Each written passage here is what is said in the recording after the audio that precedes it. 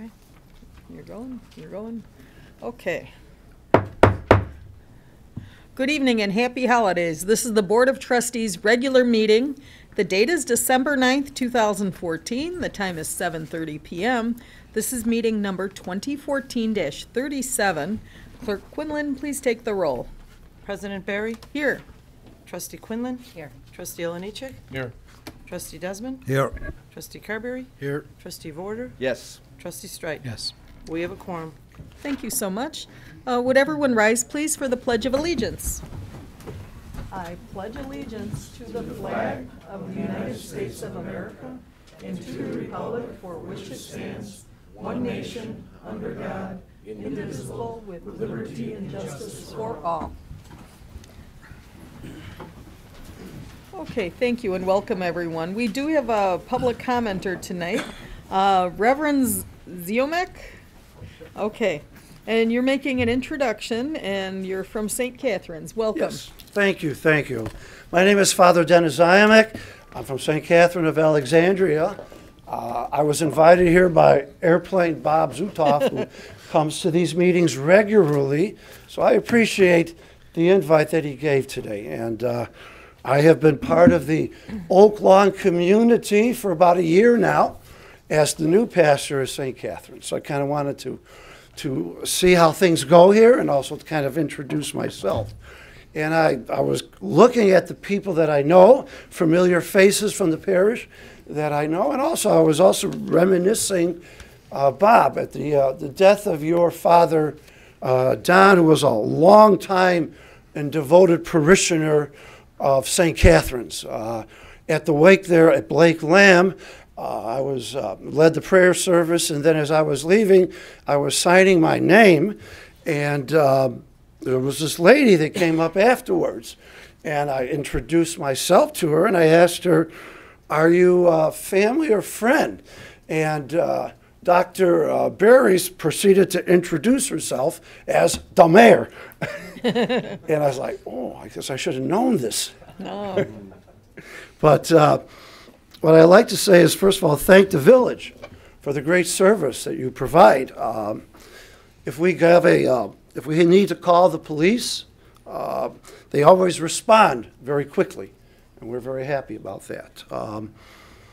We appreciate that law enforcement keeps an eye on our parish and school, as it surely does on all the parishes and schools in Oak Lawn. And when we host a large-scale event, like our carnival, the village is there lending support, and we appreciate that.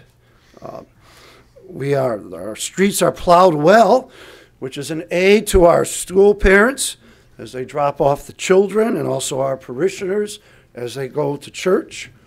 And coming from Chicago, I appreciate the fact how important it is to plow the streets well.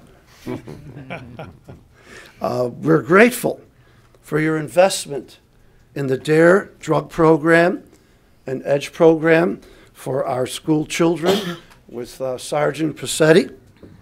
And St. Catherine's has been a vital part of this community since 1958. And we are proud of the contributions that our students have made. I'd like to mention a couple new things happening at St. Catherine's.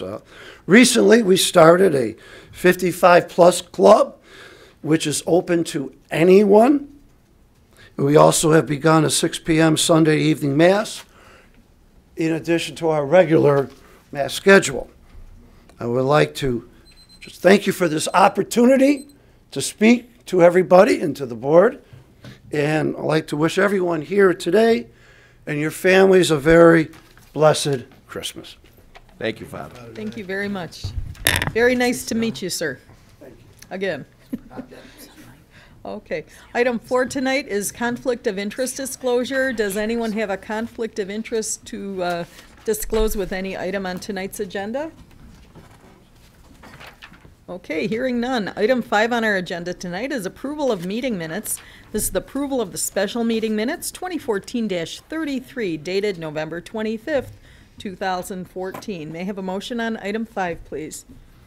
Motion to approve. Properly moved by trustee Carberry, Second. seconded by trustee Quinlan. Any discussion? Let's call the roll on that item, please. Trustee Quinlan? Yes. Trustee Oliniechek? Yes. Trustee Desmond? Yes. Trustee Carberry? Yes. Trustee Vorder? Yes. Trustee Streit? Yes. Motion passes. 6 on our agenda tonight is approval of meeting minutes for regular meeting minutes 2014-34, dated November 25th, 2014. May I have a motion on item 6, please? Motion to approve, Mayor. Properly moved this time by trustee Vorder, Second. seconded by trustee Quinlan. Any discussion here? Please take the vote. Trustee Quinlan? Yes. Trustee Oliniechek? Yes. Trustee Desmond? Yes. Trustee Carberry? Yes. Trustee Vorder? Yes. Trustee Streit? Yes. Motion passes. Thank you. And item 7 tonight is new business by village trustees. It's been, we've been going backwards for a while. Mike, I'm going to change it up. We're going to start in District 1. Tim, what's new in District 1? Thank you, Mayor. Just a quick roundup of the jobs program after our first full year. To date, I'm proud to announce that the Oak Lawn Jobs Program has a total of 27 local businesses that are currently participating in the Oak Lawn Jobs Program. We have placed approximately 50 Oak Lawn residents in our program for both full-time and part-time position. So I'd like to extend a big thank you to all our local businesses that are participating in this program and for hiring our local residents and our youth. Some of these businesses include Jewel, Mariano's, Complete Vision Care, Webb Chevy, McDonald's, Fruit Tea and Company, Fazel and Sons, Garden Centre, Second Time Around Furniture Restorations, the local 134 Electricians Union and local 141 Carpenters Union. And a big thank you to 2 people in particular who have done most of the work and getting this program up and running, and that is Steve Radis and Jennifer Childs. So I really appreciate all the work they're doing on that. Also, tonight is our budget meeting. It's always one of the more most important meetings of the year. There's a lot of information, a lot of numbers, figures to digest. I have asked our treasurer to try and explain it a little clearer to me. Next year, in 2016, the state can come in and take a large percentage of our sales tax to make the necessary pension contributions. For years, we have.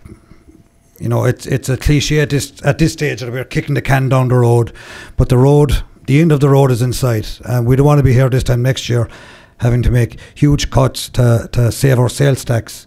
We're in a very difficult situation. There's a lot of work to be done. Hopefully we can, take a serious look at our budget tonight, and hopefully we won't be in such a serious predicament this time next year. And thank you, that's all I have. Thanks, and we're going to move on to District 2. Trustee Oliniechek. Yeah, I want to give an update on the Central and Southwest Highway. I know that the program started off in November, and we were hoping that we would get the complete project done fairly quick, and I'm here to tell you that right now all of the major time-critical work is done, the concrete lanes and curbs. The concrete driveways were delayed by rain. They started putting some of them in today, and I noticed that on my way here that they did get some of them done. They still have some more to do tomorrow and Thursday. The asphalt driveways are scheduled for for Thursday. The permanent traffic signals should be up by Christmas, which is really good. That's going to add a nice effect to that. And the new traffic pattern is scheduled to open the 5 lanes by the end of the year.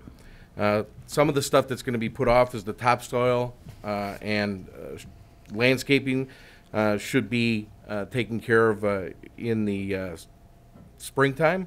Landscaping, tree plantings, they're also scheduled for March and April.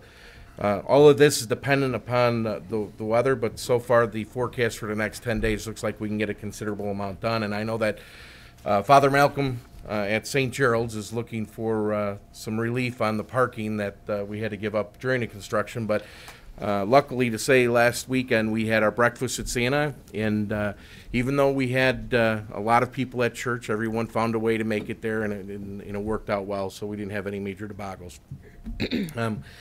Second subject I'd like to talk about, piggybacking on what Trustee Desmond said, is we get a lot of emails from different organizations, and there's one that's been really credible, and it's called rebootillinois.com. And they had an article today that came through, which is kind of timely. It's basically broke, not bankrupt, and it goes into about that pension debt. If you're wondering whether the story above applies to your town, take a look at the list of Illinois municipalities facing big trouble from their police and fire pensions. And when they put in there, and we mean big trouble, this affects every citizen in the village of Oak Lawn. And when you take a look at this year's budget, one of the concerns that I have is, as Trustee Desmond said, we've been kicking the pension can down the road. Now we're at the end of the road. And we are going to be forced into being fiscally responsible and addressing our pension deficit. This is my 10th anniversary of being at the budget session. And just like your own personal budget is not a happy time, this is not a happy time. There are very difficult decisions that we as a board have to make that all the residents in the village of Oak Lawn will be faced with. We know the state of our state government, and we don't know exactly what's going to happen until after the new leadership's brought in, but we can all see that the writing's on the wall. We got to tighten our belts. One of the things that I can tell you that in the time I've been a trustee that's frustrated me is the long-term planning and vision. Every year we come up to budget time and we start talking about it and we start looking at it in about June or July, and our staff does a good job at it, and then crunch time starts August, September, and we really get into it in October, November, and then when we come into December, we have to pass a budget. Larry, by law, when does the budget have to be passed? In December. What time in December? On or about, mid-December. Filed by We the have to 30th. advertise, then we have to get it filed before the end of this calendar year, which is our fiscal year. So it's the same thing that we've been doing for the last 10 years, and what I'm very concerned about is the lack of vision and long-term planning that I've been a part of and witnessed this. We need a broad organizational wide restructuring and review of our village and our village finances. Right now, there's not enough money being put into the pensions, as you'll hear in the presentation that's coming up, that we should be putting more money into pensions. Even though we're putting a lot of money into the pensions, we need to put more. As Trustee Desmond said, that is going to come to a screeching halt if our state of Illinois is not happy with the amount of money that we're putting in the pension fund. Because as of, is it 2016, Pat? Yeah, 2016 starts. 2016. It really won't hit us till 2018. Right, it doesn't hit us till 2018. Because it's 30, it's 1/3, 2/3. But we are in a pension deficit. In 16, 17, and 18, long-term, long vision, is when we're going to be facing some very, very, very tough decisions on pension deficit. Now, we can either look at it and be responsible in 2015 and 16, prior to it really hitting in 17 and 18, or we can do what we have been doing. The fact is, we owe our employees their pension. There's nothing, no secret about it. They've worked, they put in their time, and they deserve their pension.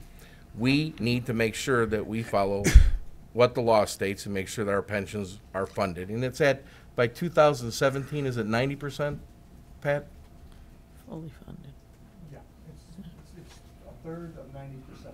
In the first year, 2/3 of 90%, and 100% of 90%. If that makes sense. So, and what are we currently funded at right now? We're like 3.4 or 6.50. Oh, we're about, what was the funded status? Fund, or what have we put into it? Where we, how far are we funded? So what's the spread between where we're at and where we have to be? Where we have to be is, for example, last year we should have put in 7 point. This year we should have done 6.8, and we're at 3.4, so about 50% of what we need based on last year. And that number doesn't get any better, and that's the thing that really concerns me is as every year goes by, that keeps compounding in interest. Next year, that number goes to 7.2. 7.2. So we look at that, and then we look at the reality of what every citizen wants. I think the pastor said that every citizen wants their street plowed, and they want a street that's passable. Yeah. And we've put a lot of money into the infrastructure. But again, we have just gotten ourselves to where we're keeping our head above water with the infrastructure. And when I look again at this budget, there's not enough money being put into the infrastructure. One of the biggest things that concerns me is one of the proposals that you'll see in this is that for us to be able to balance our budget, we're relying upon us selling a parcel of land. For the second year that there's going to be the relying upon us selling a parcel of land to balance our budget. That's not long-term planning. That's not having a good vision, and that's, in my opinion, not doing what we need to do as a board and as a village staff. It'd be like you saying, I've got a cottage, and this year I'm going to sell my cottage to make ends meet. Well, what am I going to do in the next year and the year after that? And that's the planning, and that's the type of numbers that I would hope that our staff will look at moving forward. We're having a negative effect by this consistent talking about deficit because, as the village manager will tell us, the largest amount of expense that we have, Larry, is in what? Personnel and benefits. Personnel and benefits. So every year we come to this budget time, and every year our personnel with their benefits start worrying about what are they going to do for us. Then we have to worry about, from a taxpayer side, the only thing that we have is look to increase revenues, decrease expense, or raise taxes. We all know that raising taxes is not the way to look to run the village, especially with the liabilities that we don't know are going to be coming to us from the state and from the federal government. So at a time of the year when we're all supposed to be thinking happy thoughts, we're going through our budget, and it's a very, very difficult time to be able to bring positive words out. This is a solemn time. I still believe that we have to do a lot more work from our village staff-wise, and especially knowing that last year we had deficit spending, and from what I can see looking into 2015, it looks like we're again projecting deficit spending. Is that correct, Larry? Well, we'll respectfully disagree on the interpretation, but go ahead. All right, but did we have deficit spending in 2014, Larry? No, we spend within our means. We have a fund balance in our general fund that we built up to $5 million from a negative fund balance. We will be hit by an arbitrator decision in the area of fire, which will draw down our fund balance. And as you've articulated, and as our treasurer has articulated, relative to a decision by the state legislature, we are not funding our pension at a level that it needs to be funded, and/or we haven't had the General Assembly, who passes the benefits, address the benefit side. Well, we don't see that changing. So basically, we're going to have to do it on our own. And I believe that the time has come to stop balancing the village budget by selling assets and making unrealistic assumptions.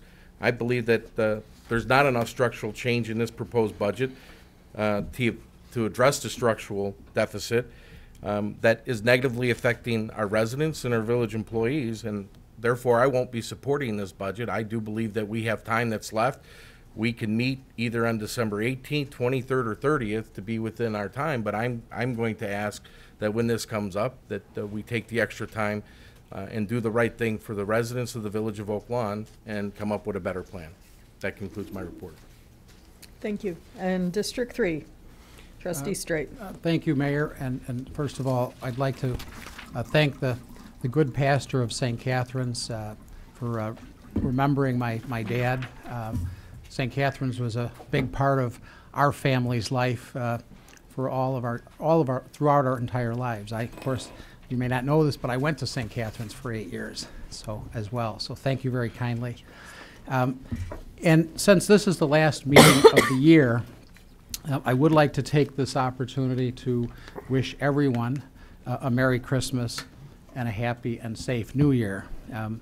It is my hope that we can carry the spirit of Christmas into the new year with us. In a village the size of ours, we should be able to work in peace and harmony with each other. We should be an example to the towns around us of what how a town should be run, and how that town should essentially serve as an example to the entire Southland. So again, I want to wish everyone a very wonderful holiday season, and I do look very forward to working with everyone in the coming new year. And that's all I have this evening, Mayor. Okay, and how's life in District 4, Trustee Border? Well, thank you, Madam President. And Father, thank you for extending those Christmas wishes for all of us, and I'd like to piggyback on this. This is our last meeting, and Christmas is certainly the best time of the year in my book. Last Thursday, we had a meeting right here in this room with Christ Community Hospital. Pat Lyons, the director of construction, was here along with 5 or 6 of his engineers and construction managers.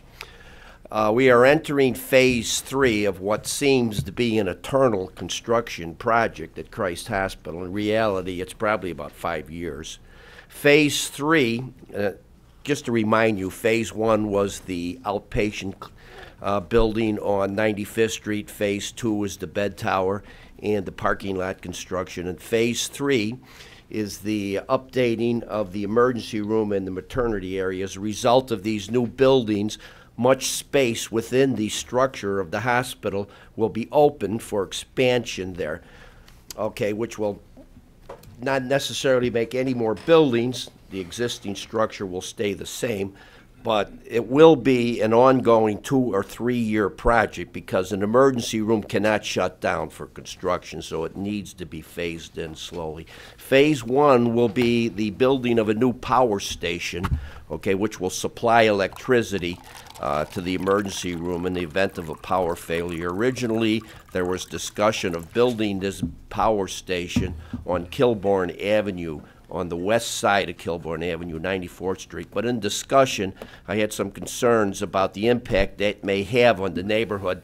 If there's a major power outage, that thing will run continually. But monthly, it's tested, just to make sure it's done. So as a result of those preliminary meetings, they've moved the power station, okay, to the rear of the parking tower on Costner Avenue, right off of 93rd Street. And they will be running the power lines under 93rd Street to the emergency room.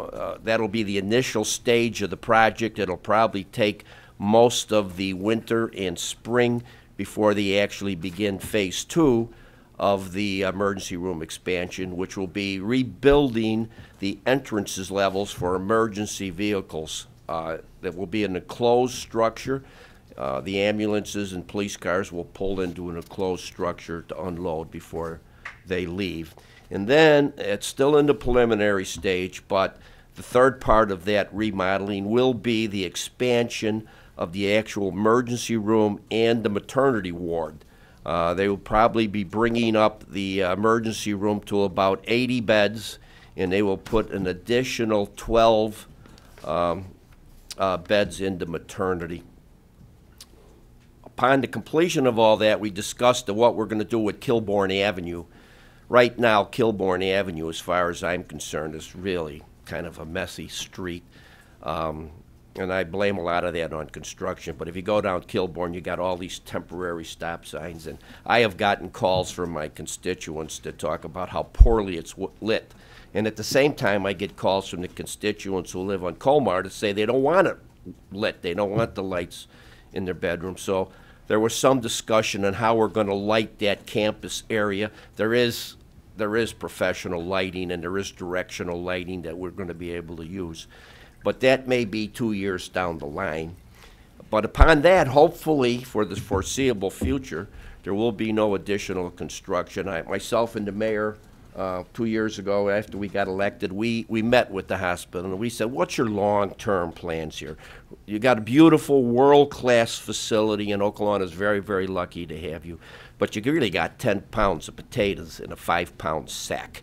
Okay, we need to know where you're going with this. We were kind of assured that this is it. There may one day be a couple of floors added to the Children's Hospital, but there would be no additional expansion of the campus.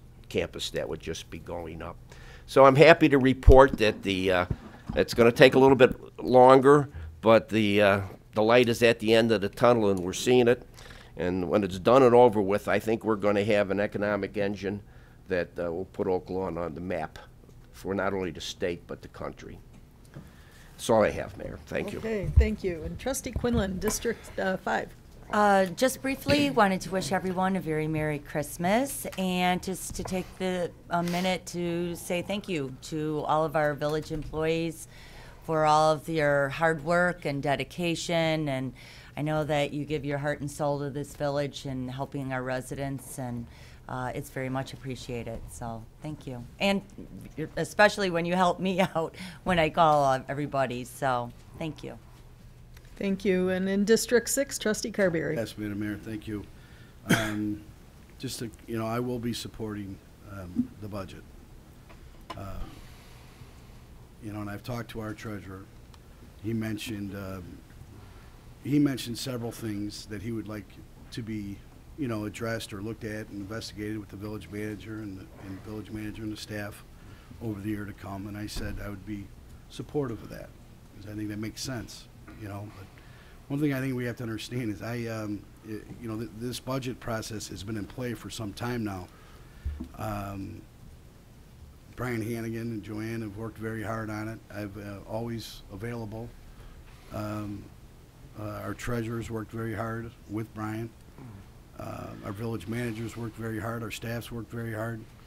And to say that we haven't made sacrifices and cuts wouldn't be accurate. So I think those discussions, I'm prepared to vote on the budget tonight, and I haven't heard from anybody about any questions with the budget other than what I'm hearing tonight.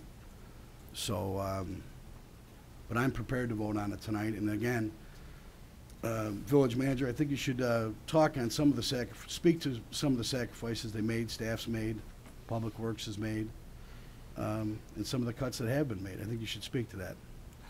I'd be more than happy to do that on the budget I appreciate presentation. I appreciate it. So some of this is being hashed out in opening comments, and I really wasn't prepared to speak about the budget in opening comments, but those are my comments. I also want to thank Father Zai for being here. I got a little nervous when I saw you. Yeah. It occurred to me we could use a priest on this board. For last rites. We could use. But I thank you for your comments and about the police and the programs, and as always, very positive message, and it's appreciated. That's all I have. Merry Christmas to everybody. Staff and all, thank you very much. That's all I got.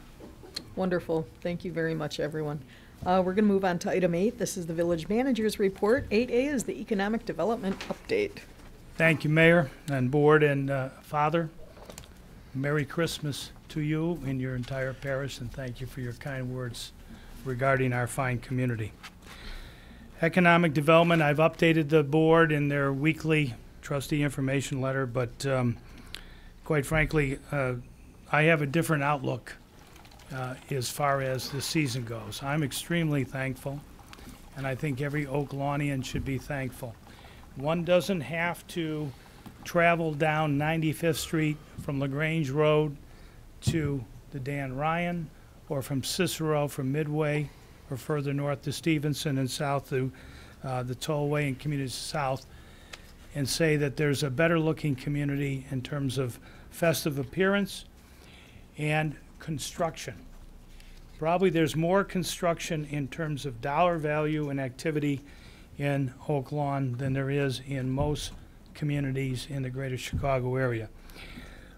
Trustee Vorder is absolutely correct. I would put number 1, the Advocate expansion, which employs just short of 5,000 men and women and is growing.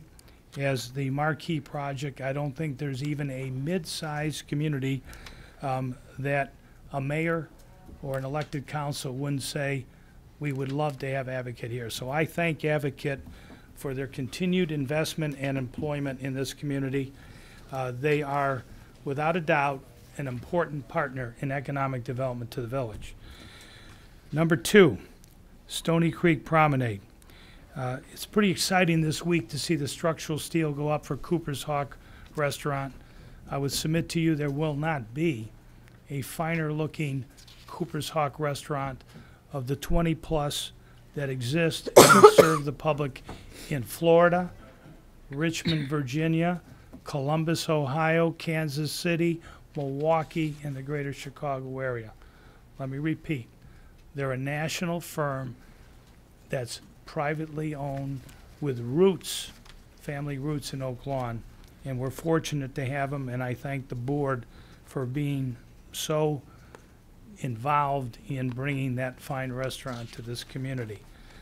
Clearly, this isn't the time that you open a fountain in a body of water, but it's coming along quite nice and looking fine. And again, that will be a special place. Construction, if you go out into the Cook County Forest Preserve at the CalSag, you'll see the CalSag Trail under construction.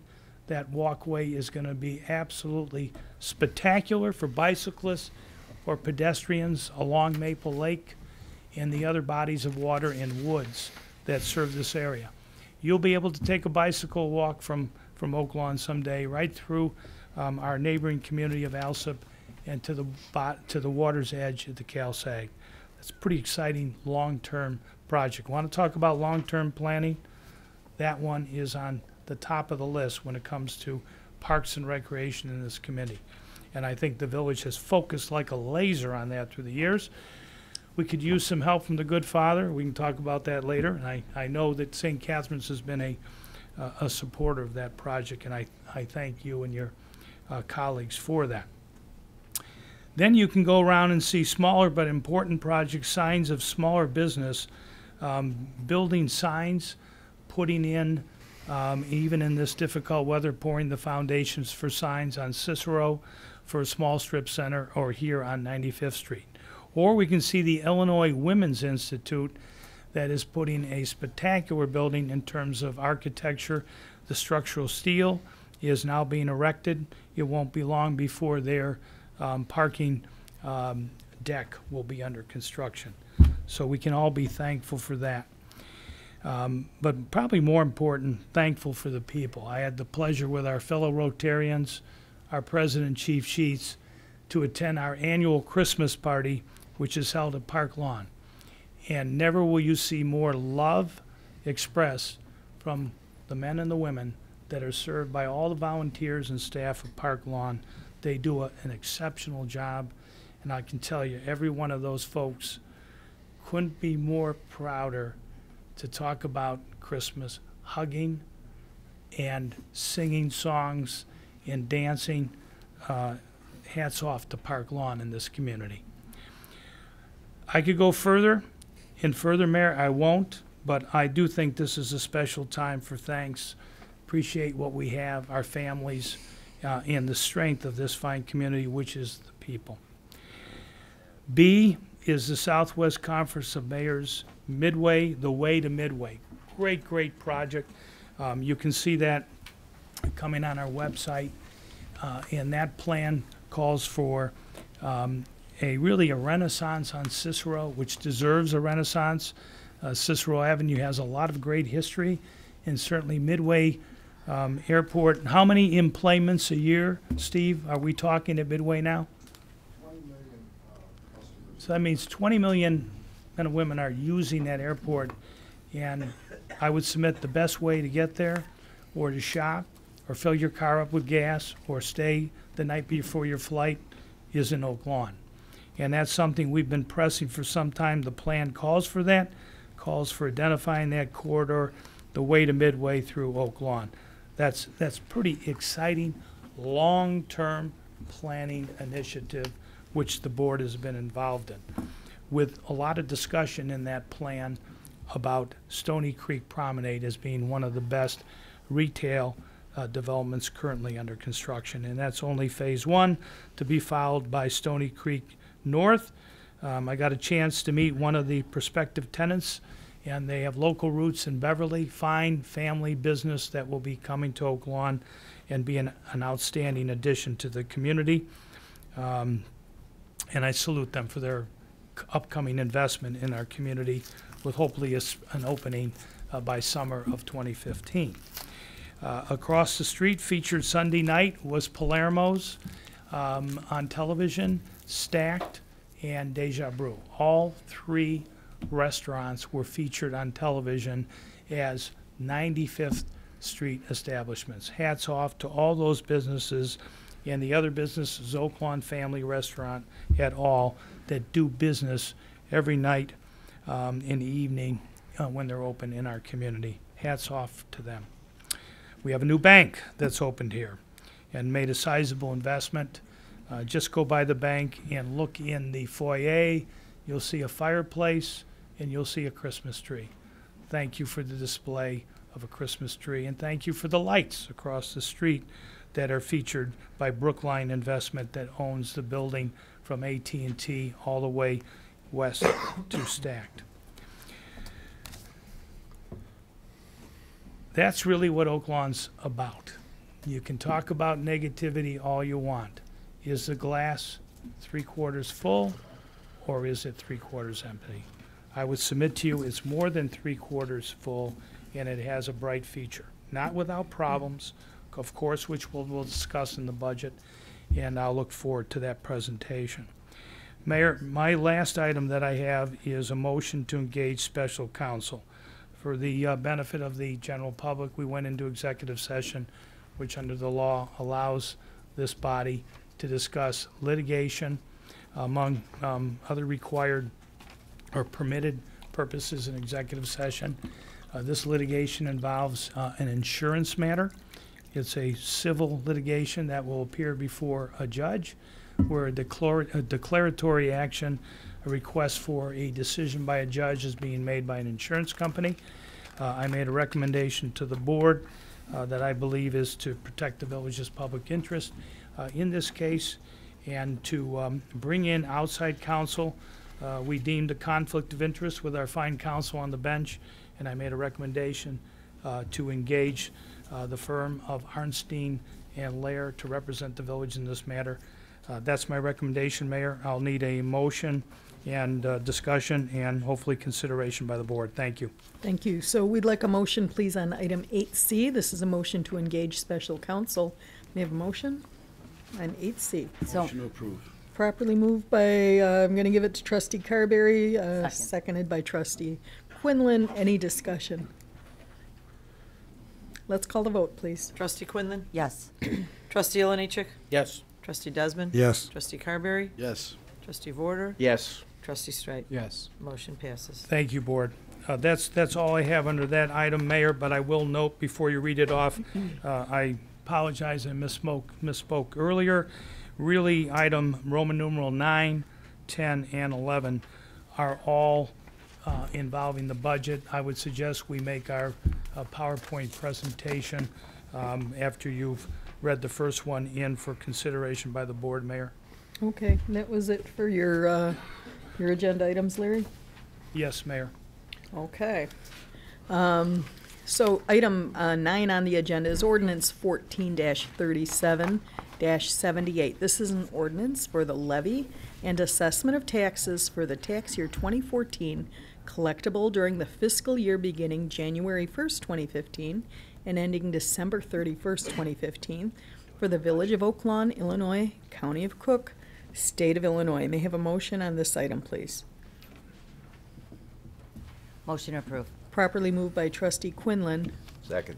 second by trustee Warder, and now we're going to turn this over for discussion and the PowerPoint presentation. Thank you very much. Thank you, Mayor. Okay, I think actually trustee Oliniechek identified probably the most important part of a budget presentation, and it's an overused, simplified word, budget. We all do budgets at households. We hear the word used almost on a daily basis today.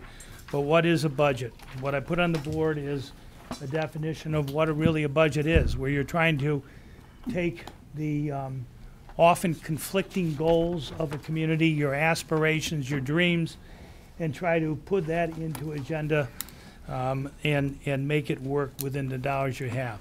That creates conflict. You're going to have conflict. Now, conflict can be good. It can be bad.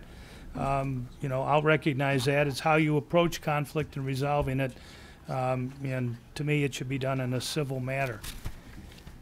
Number one goal here has always been stated by the mayor and this board, and I salute him, and that's a strong public safety service. That's your police and your fire and your dispatch. All three of those operating entities have to work closely together, and the result is to get a vehicle, as the father said, to a call for service, or quite frankly, also the police will contact dispatch, will contact Public Works when it starts to get slippery at certain hours at the night, as determined by police officers who are out in the street or a call from a resident. Number two, continue investing in streets, water, and sewer mains. We have a chart that we're going to show you on that one. Trustee Olenichik is correct.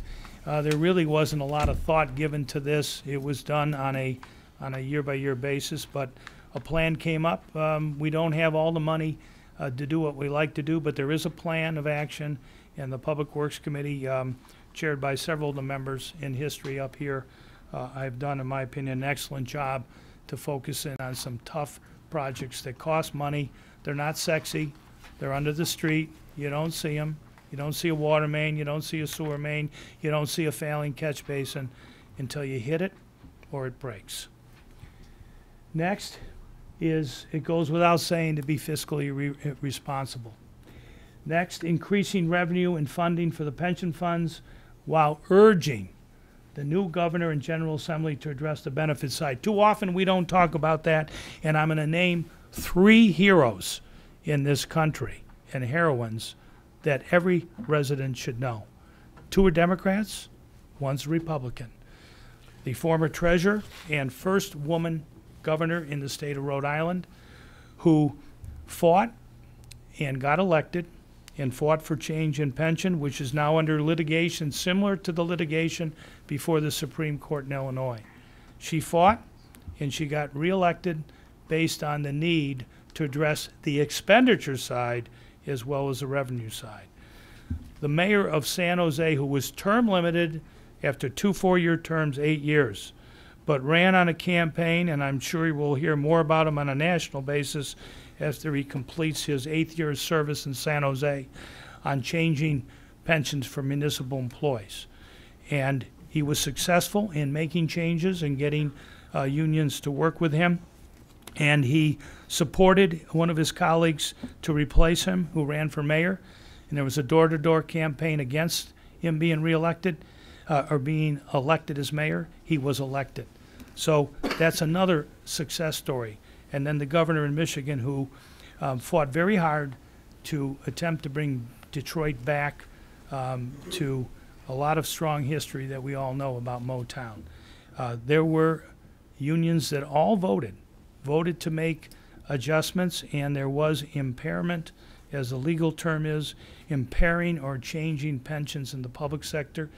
That was proven, challenged by the private sector, some of the investors in the city of Detroit, but voted on and approved by employees in police, fire, and public works. Changes that differed between those unions, but they voted for the change, affecting both retired employees and active employees. In my mind, those are 3 true public servants that every resident, every citizen, no matter where you are, ought to read up on. With today's technology, you can see what they're trying to do to make a change. We have a new governor. I applaud Governor Rauner for sitting down with Speaker Madigan, with Majority Leader Cullerton, with Minority Leader Durkin. They all have to work together. Talk is cheap at this point. He's a new governor coming in. It takes both parties to reach across the aisle and address this issue. I'm hopeful, and I certainly pray for them to work together from different parties in Illinois. Next, continue feasibility study and alternative funding for long-term senior center solution. Again, I applaud the mayor and the board who have all expressed, though sometimes differing, which is okay, but never wavering from the goal of improving services and facilities for seniors. I think we're working on a pretty exciting alternative. The mayor's up here has addressed that and discussed it with the board. Although there is not funding yet in that budget for doing it, there's certainly a desire to reach out to the private sector and other sources and maybe some creative efforts partnering with the VFW to have a new center that is ADA compliant, has restrooms, has kitchens, shared utilization of existing facilities, so it's fiscally prudent right here in downtown Oak Lawn. Next is aggressive economic development. We've already talked about that. Again, this board has been extremely supportive of that. I thank you all for your efforts and your involvement. Oak Lawn's economic future, I believe, is bright.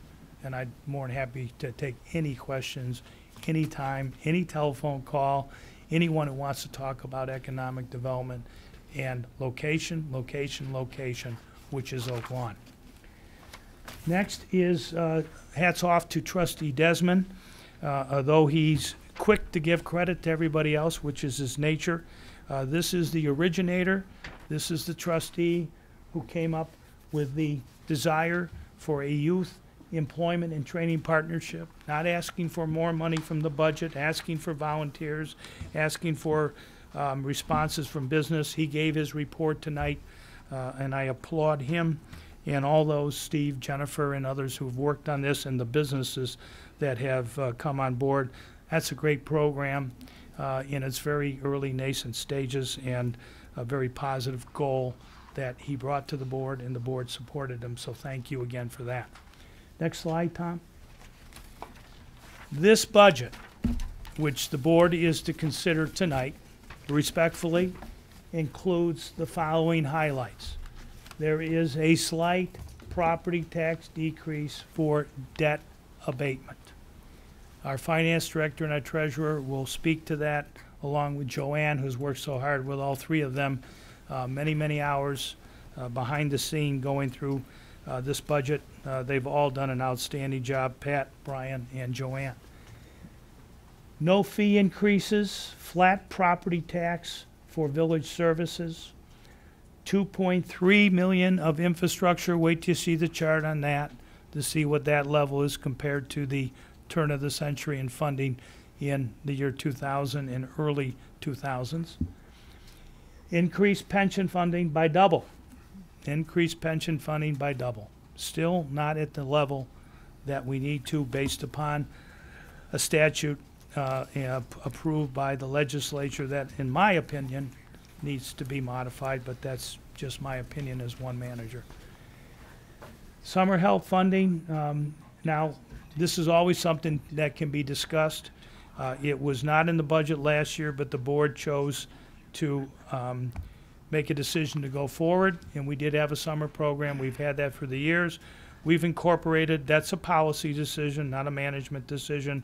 There are many, many fine attributes about summer employment program, and there are some other issues that one can debate on. I certainly respect that and what the decision of the board is, but we put it in as management because it was put in place for 2014. Next is we're down to 300 positions. At the turn of the century, we had 400 full-time positions. Now, in all fairness, no different than the hospital. We've had to enter into some privatization, some outsourcing of services, and that can be achieved successfully, and it can also be a process that does bring on conflict. But we're down to 300. This chart, I really don't think does complete accuracy because our population has not decreased, actually has slightly increased from the official U.S. Census in the year 2000 and the official census and estimate from 2010 to 2013. We've seen a slight uptick in population. That's a good thing. But basically, we're providing this service with less full-time positions than we did when we began. And if anybody can say that this is a less complex organization and a less complex society, show me. Next. A lot of numbers on here, but the bottom line here will show you that even with approval of this budget, we're still by $2,700,000 if you comply fully with the proper funding of a pension. We still are not balanced, or that's the goal we want to get to. But we've got in this budget internally balanced, but not balanced from the big picture, and that's something that the treasurer, when he was appointed, has spent countless hours trying to get this board to focus on it and has done an admirable job. Next. Okay. To put a budget together, you have a revenue or income side and you have an expenditure side. And this here has, this budget, by the way, is on display in hard copy. Hard copy has been on the shelf of our village clerk for weeks, and it's also available. Finance department more than happy to share it. I don't know if we on the library as well. Thank you, Brian. Next. Street resurfacing. Once again, look at the year 2000. We were funding then 800,000. We went down to 530 some thousand. Then we went down to we were at 677, 760. It's not till 2008. 2008, 7 years prior, funding at a level I'm not quite sure what the number came from, but a more comprehensive plan was looked at, and even a more comprehensive plan by the Public Works Committee chaired by Trustee Olenichek that looks at the big picture. Now, we have in this for next year 2.3, slightly less than 2.7, but substantially more than what was done in the early days. Now, I'm not a Monday morning quarterback. I'm just telling you that there still needs to be more money and more work done in the infrastructure of an older established urban community with a lot of traffic, densely populated, and a lot of movement of goods and services in commercial areas adjacent to residential areas. Again, a place for conflict. We see the requirements for traffic calming. We see the complaints about hours of delivery, noise, etc. All conflict that we have to deal with on a daily basis, do our best to try to address those concerns of residents and businesses. Next. Okay, Brian and Pat, I'm gonna switch over to you now. Thank you. Well, I think one of the items in the budget is we looked at what the ongoing needs for pensions are gonna be. We looked at what our debt load is gonna be over the next 6 years. Starting with 2014, and the 2013 number was approximately 99 million to 98, 99 million. So we had debt pay down of about $6 million. With the sale of phase one out at 111th of the Cicero, and coupled with the regular disciplined debt pay down, we're going to have a number in the range of about 13 million. And you'll see that number going to about in the range of about $60 million by 2019, 2020. And the concept of how we would work out our 5-year plan is to put the money that would have gone to debt service into the pension fund. And you'll see the funding budget for this year for pensions is approximately $5 million. The concept would be to put that number up to 6, 7, 8, up to $10 million by 2020 to address the underfunding. Still, each of those years well below the number that's recommended, but to our earlier point, 2016 and 2017, we would not have an issue with respect to the state's current calculation. If we get to 2018's number, we're right at the level depending upon the recommended contribution. But this is to address the state law, the current state law as it's currently configured. In addition, I've put a number that kind of shows what the debt load for the village would be if we were a non-home rule community, just as a guideline. And then Pat and I have talked about, but there's also, we've estimated the retail water debt. That's our share of the regional system. So we are going to incur about 9% of that $171 million project, plus the library debt, which is paid for by the library, and we're just a pass-through.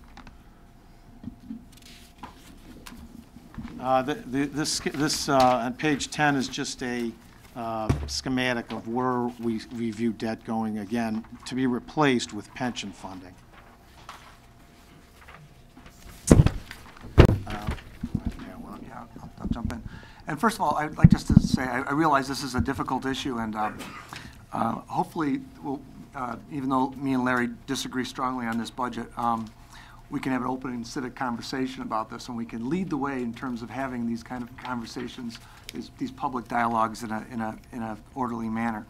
And if I ever came across where I didn't think this board did a great job over the last year, that is totally not true. I think we have come a long way. I just think that we, and I also believe, as Larry talked with, Oak Lawn's best days are ahead of us. You guys turned around a big ship that had 8 consecutive years of increasing debt.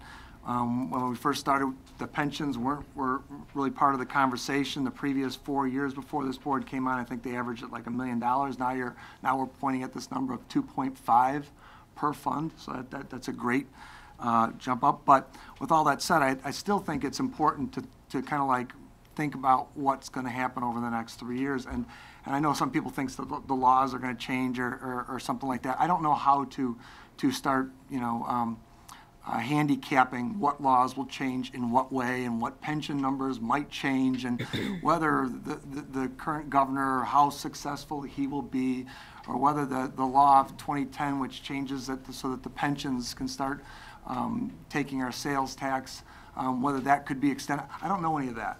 So what me and Brian have always agreed on, and I think we still agree on, is we're going to use the existing laws, and we're going to try to manage the place to the existing laws, and if things change, we will then change with them. Well, and toward that end, the income tax that's in this budget, because of the reduction in the state income tax rate, we provided for that in this current budget, and even providing for that, we are getting the benefit of obviously the additional sales tax at 111th Street with the development there, but we've cut, when Larry talked about the abatement component, that is because we were taking a less abatement, but we're still leaving in other words, we're cutting the property tax levy on people's tax bills, but we're not cutting the village services because we have a complicated levy, but it has to do with a piece of debt abatement.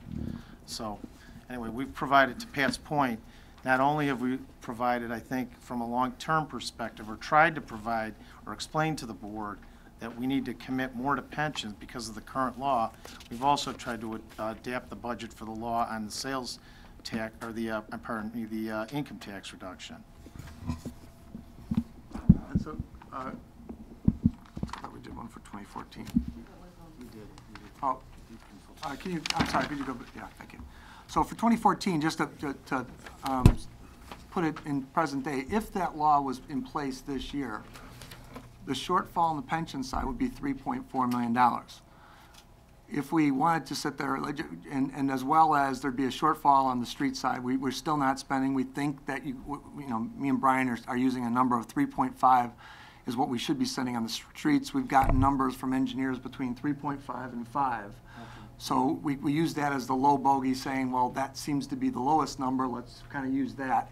So we still think there's shortfall there. There's definitely a shortfall on the medical side of 475, as Brian has alluded to, as well as, at a minimum, we used part of our balance sheet of at least 1.2 million this year, and that we both know that number's higher. We just, given that we haven't closed in 2014, we just don't know how much higher. For street funding.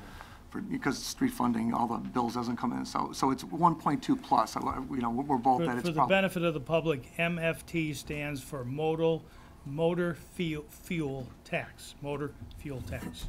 That's what they're referring to.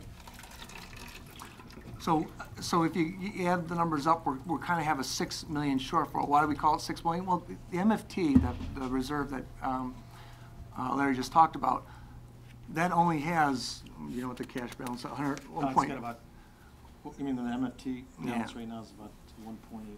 Okay, it's got 1.8 million in, so you can't use 1.2 million per year to fund yourself. You will run out of money in 1.5 years if you just use the balance sheet. You still are going to be on the hook for the medical. Again, we've used this bogey of that we're under serving our streets and infrastructure, and then you got the pension number. Again, 5.8 million in terms of under. So if this law was in place, the 3.4 million we just have to find. So what could we do at that point? We could stop doing any streets, and that would be 2.7 million of savings, but that's not really practical. We wouldn't have the reserves. The reserves are going to be gone at some point. We'd still have the liability. There's a 28 million liability for our medical reserves we're still going to be on the hook for. So I just think that it's going to be, you know, we're not in sort of the greatest spot. So, and again, that isn't to say that we didn't do a great job in terms of getting to where we're at. We turned the boat. We stopped 8 years of consecutive debt. I'm not a guy that focuses on the past and all the great accolades. I'm more of a future guy. But I've never tried to say that we didn't do a great job getting to where we're at. But I just think this budget could do a hell of a lot more. Going back to the next slide, the shortfall, again, same thing. Absolutely right. We're taking the pensions up to 4.9 million, but the street number actually goes down to 2.3 million in this budget, which is again a shortfall. And we're also using asset sales, and that asset sales plus the sort of the one-time fees we are getting from some large buildings that are going to be occurring that I think Terry talked about, is going to bring some one-time fees in. And actually, it's going to be even higher than that 600. So you're going to end up with a situation, again, if the law was in place this year, we'd have to, that 2.3 million would disappear from our revenues. I guess you could cancel out the streets completely, but more likely you're going to sit there and make hard choices on on personnel issues. We'll go to the next slide. And also, we didn't really talk about in the future, but you know, I think I've talked to all the trustees about this, who will talk to me.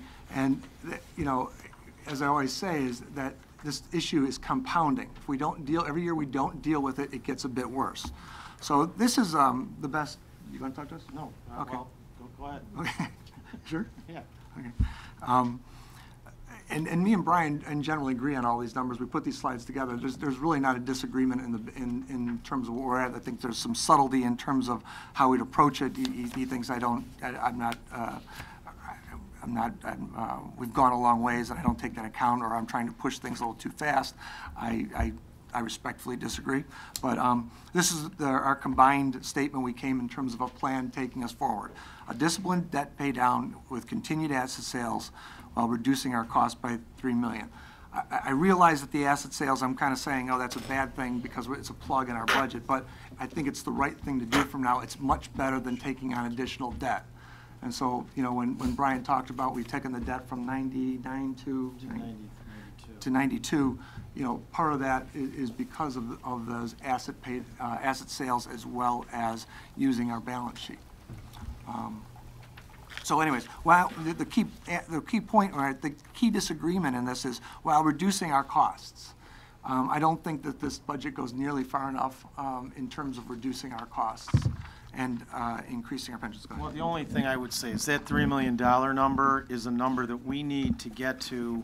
And again, I think the only subtle difference Pat and I have is I guess you could call it one of timing.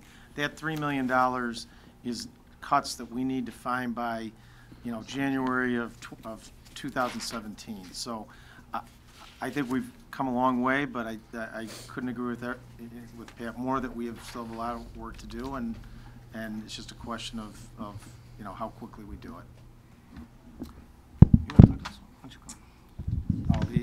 Well, the only, what we've done in this budget and what our plan is for the 5 years, you'll see the required pension funding. And just to give the board, we've talked about these numbers for quite a while, for as long as I've been here, going back to the time when, frankly, I found a pension bond in a filing cabinet. So our pension fund has had issues going back to the day that I first walked in here, working with Trustee Phelan and with former Treasurer Jim McGovern on fixing some issues. Pat's continued on that fund, and I think that from a board perspective, pension boards that I'm talking about, we are in a much better shape than we have ever been. But clearly, we need to make an ongoing commitment to funding pensions, and that's what this period from, the 3.4 for the current year. The budget has, like it says, a little less than $5 million in it, which is double from 2 years ago, and to getting up to a number like 10 million. And again, the plan would be to flip debt service payments into pension payments. They're both long-term liabilities, and that's what we expect to do. Again, we're talking about a 45, give everyone a sense of the volume we're talking about here. This didn't just occur over the last 5 to 8 years. It occurred over a long period of time, going back to things like mortality tables, actuarial assumptions, people are living longer, all those things. But each one of these pension funds has a $45 million unfunded liability, and this is our plan to address that. So, now can I go back to that one? Thanks. So what this is Brian, because the mayor had in her blog a couple different things about how we run out of money sort of 16 years if we stay at the 1.7 level. Brian kind of took a different kind of view at this and tried to say, well, what do we got to do if we wanted to solve this problem ourselves by 2020? What number do we get to such that every year after only 3%, we'd only have to increase the number by 3%. How would we get there? And he went to this is the actuarian's numbers. And this is what the increases, every year to sort of get to that number so that we could stabilize. Now, we wouldn't be cutting into our unfunded liability. We would just stabilize at that point. And as you can see, the numbers are somewhat drastic in terms of going from 3.4 to 4.9 to 6 to 7 to 8 to 9 to 10. And then after that, from 2021 on, it would be increasing by 3%. Now, obviously, if laws are changed and they get rid of the COLAs and stuff like that, these numbers would change as well.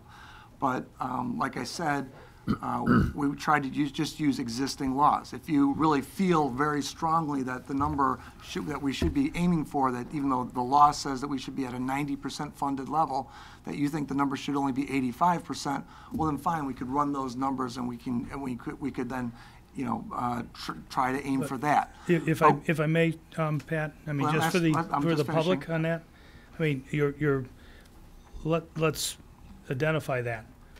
What value of the liability do you think the COLA represents in Illinois now at a fixed 3%, as opposed to in California where it's indexed based on the cost of living, real cost of living? What do you think the 3% flat number amounts? Is it, would you say, 1/3 of those numbers you have up there? Oh, no. It's how much? Smaller than that. I don't know. How much? Do you know the number? Yeah, I think it's probably in the 20 to 30% level. That's the value of it. The 20 or 30% of what? So you're saying that the 90 plus 45. If so you you're went saying to, that if the, you the had a total moratorium, unfunded liability, if you added the total number, the funded and the unfunded, that you said that the total number would be reduced by 30%? What I'm saying to you, and again, from an educational perspective, we always leave the discussion of the expenditure side out. That's not what other states and other municipalities are doing in this country.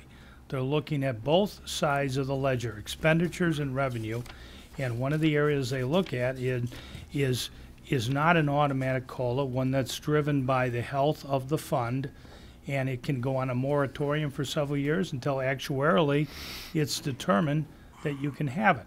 I mean, would you disagree with that? And no, I don't disagree with it, but I can hear you giving the same speech of why we have to raise taxes by 40% in 3 years because, this problem was never dealt with.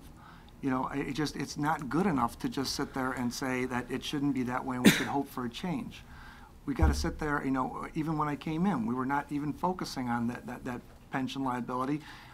No, I think you got to go by existing laws. Do I hope that they can change it? I don't know what's going on with the Supreme Court and all the stuff goes. It looks pretty dicey to me in terms of that there's going to be major change. Do I hope there is? Absolutely. But until there is, I'm not too worried about it, that if in the next 3 years, you know, that they do a major change and we get to 2016, I'm not too worried that that we will have too much money in our pension fund. What I'm trying to do, and I see a lot of young people in this audience, I think it's helpful. Let's get it down to English. Here's the deal, okay? We've just hired 2 firefighters to meet a requirement in a labor contract. 2 firefighters start at $65,000, Chief, about 65. Both of them were making, in the prior workplace, 29, 30,000 range. There is no discussion, market-driven, about the employer being able to even sit down and talk about a tiered wage or something that gets you to a realistic situation. And also, those individuals coming in, I would say to you, all they're asking for, and they deserve, okay, is you 2 young men coming in their late 20s, in this particular case, treat me fair, Mr. Manager, on a pension, okay? I don't think they even have a clue or at a position to understand where we are or this presentation. We agree. But I believe we could sit down, reasonable folks, and talk about for them. I mean, this is kind of my hope. I get it. I understand your position, Pat. And I agree with But I'm what trying you're to bring saying. it to I would hope English that for it too. taxpayers, what we're facing and what needs to be done. And it can't be done if you have only one leg on that stool. You can't solve this problem without everybody being involved. That's all I'm trying to say. And we agree on that, right? I think we do. Yeah, Good. I'm not. Thank you. I don't think we disagree. So I don't know. Where we're going from there. Well, You I want to tell this think one? the only, I just wanted to point out that the no, go to the next page. This current budget has current tax levy of $14.6 million, which is about $250,000 below last year's levy. And again, that is almost all entirely related to a debt abatement. Has to do with paying some debt off a little early. And the village services, to Trustee Carberry's point about not cutting any services, the village levy for that component that is dedicated to the general fund has been just left flat. One thing I guess I would point out in this page, the village's EAV, which is the assessed value of all the property in the village, has declined by about 40% from its peak in 2010. And again, Cook County tends to give these valuations approximately a year and a half to 3 years behind what's really going on in the market.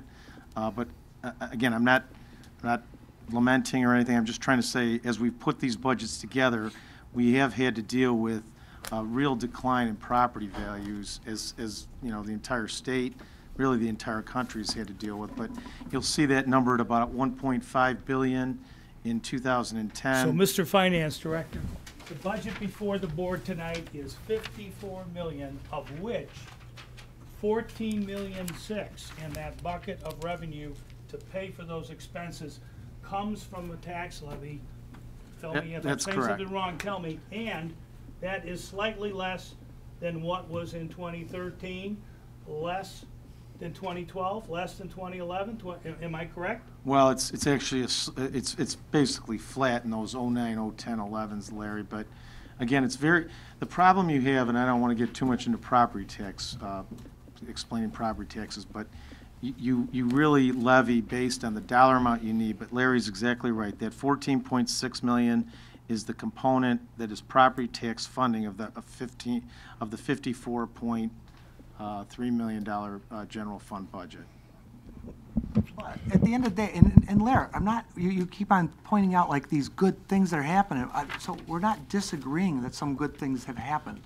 Again, I talked about the debt. You know, we've turned the corner in the debt. I've talked about that we're dealing with the pensions and we're actually having a conversation about it as opposed to ignoring it and just saying it's a balanced budget. You're obviously pointing this out. The point is what's going to happen over the next 3 years and how we get there. That's the key, right? And if you want to sit there and say, your assumption is they're going to change the law, well, then let everybody know that they're going to change the law. If your assumption is we're going to do nothing for the next 2 years and then we're going to take out and we're going to take out $3 million or we're going to raise taxes 3 million years in 3 years, then say that. If you have another strategy, I'm more than interested to see it, but not just focusing on sort of today of where we're at. You saw 2 different charts that show we are either 4.8 or 4.6 or $5.8 million in terms of, you know, short on the perspective 14 and 15, right? We know also. Yeah, I'm gonna finish up my slides off real quick, and then we'll go on this. Is that fair? Okay. So could you go to the next slide? So and Larry's also another success. We got upgraded. You know, if you want me to talk about all the good things, I'll spend time doing it. But again, it's not going to stop the problem that we're going to have in 3 years. Standard & Poor's. Yep, they upgraded us from A+. That's great, and it's really great because they're not going to look at us for another 2 years, and it means that our debt won't be repriced, which is even the bigger point of that. And all the accolades in the world go to Brian on that. With that said, we're still, if you ask me, I don't know this, I haven't really looked, but I'm guessing, I think Brian would agree with me, that we're in the bottom 10% of villages or municipalities within Illinois, even with S&P. Go to the next slide. We'll go to the next slide now. The next slide is we're at A2. We have a negative bias. If this budget goes through, I'm going to predict, you know, I think I've got a pretty good track record for the last couple of years. I will predict that we'll yet again be downgraded again to an A3, which will put us in sort of the bottom 4% of municipalities in Illinois. That isn't to say, I will keep on coming back, but we haven't done some great things in terms of the turns of this ship. We've stopped taking on debt, but we still have a ways to go is my point. Next slide. These next 2 slides are a little bit off market, but just so I could finish off, these are my last 2 slides. One is I talked to the trustees at one point about how Illinois had the highest property tax in the nation.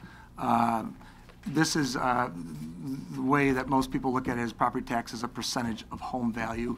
And this is a chart I was able to drill down one more layer and actually do this by county. There's 806 counties that make up within the United States. The sort of the highest, again, I guess the worst taxes as a percent of home value is New York, Wayne, and number 3 is, I don't even know how to say that one, and all the way down to the bottom. The best is as at 0.14% of home value is Hawaii at the 806th element. If we took, and I did this for at least 3 of the trustees, I can remember Terry's number for some reason, but if you took the percentage of taxes and divide by the home value, we always end up somewhere in the neighborhood of 3 to 3.25. And where are you at, Brian? I don't know. Anyways, I did it for about 20 people. We're at that sort of high end, so I don't think that puts us in very good shape. And one last thing I'm going to leave you with, even though this is a little bit off target, is I would just say, you know, Oaklawn Tech, I love our public library. I love the services they provide, but we've had 20 consecutive years of tax increases. They've averaged over 5% per year. They've slowed down in the last sort of 4 years. They're only up 10% over the last 4 years. But this is during a time where property values decreased by 28%. This board, I feel, has the ability to set the levy for it, and I think it should take a stronger position in terms of the library. And then lastly, just, this is an update of a slide.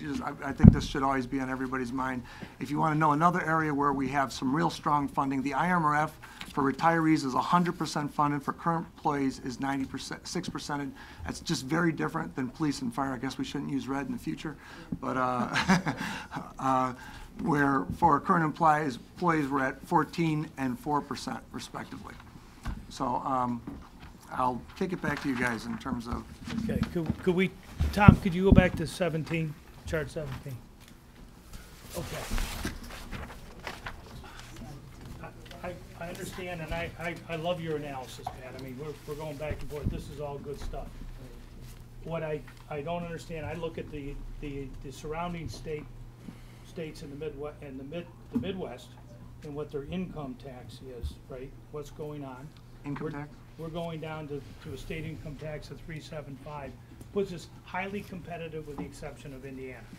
That's better than Michigan, better than Ohio, better than Iowa, better than Minnesota, better than Wisconsin, all those states. Indiana, my hat's off to Indiana on a lot of things. You and I have talked about that, and I get it. I think that's a benchmark. It also, if you start going to the other industrialized states, if I go to New Jersey, which you had up there, I go to New York, I go to Massachusetts, I go to California, an industrialized state in the north area, we also are significantly or better, substantially better on that rate than those states at 3.75. So I think My only point was that we just shouldn't look at for property tax to raise it. You should look at the other way, and I think we're all going to agree on it, so we can move on. Unless you disagree with, we should increase the property tax. No, we're not going to change it. In other states, the assessment process, in many cases, is municipal. Yep. Not all. Yep. We're not going to change that. It's hard to understand what Cook County does. I wish we had our own assessing department. Everybody It'd be come great. in here. Me too. The board, usually in those communities, they appoint a board of appeals or they elect a board of appeals locally, and those men and women make the changes for folks. We don't have that. So it makes it complicated.